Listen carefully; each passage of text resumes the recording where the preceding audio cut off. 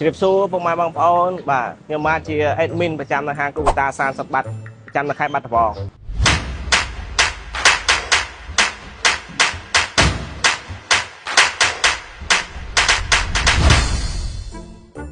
យើងមាន stock ជាច្រើនគ្រឿងដូចជា TC 7 TC 108 TC 120ហើយពិសេសទៀតនោះយើងក៏មានមកទឹកក៏មានដែរមកទឹកយើងមានចាប់ពី023 24បាទអាហ្នឹងប្រភេទមកទឹកហើយត្រាក់ទ័រក៏យើងមានដែរត្រាក់ទ័រ M60 បាទចាប់ពី021 22 23អញ្ចឹងពុកម៉ែបងប្អូនដែលចង់បានត្រាក់ទ័រម៉ាស៊ីនច្រូនមកទឹកថ្មីកុំភ្លេចហាងគូបតាសានសម្បត្តិយើងមានលក់ជាច្រើនមិនថាមកទឹកមិនថាថ្មីពុកម៉ែបងប្អូនមកទិញនៅហាងគូបតាសានសម្បត្តិមិនខកបំណងឡើយថ្មីក៏មានមួយទឹកក៏មានបាទជាពិសេសទៀតនោះយើងមានបង់រំលោះជាមួយ KLC បាទមកទឹកយើងបង់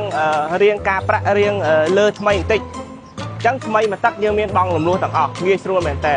ហើយអត់មានត្រូវការទ្រព្យបញ្ចាំទេមួយ KLC ងាយស្រួលងាយបាទដាក់មកដឹងតែជាប់មកអញ្ចឹងព័ត៌មានថែមពុកម៉ែបងប្អូន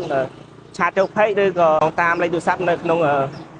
លើអេក្រង់នេះបានបាទសូមអរគុណបាយបាយ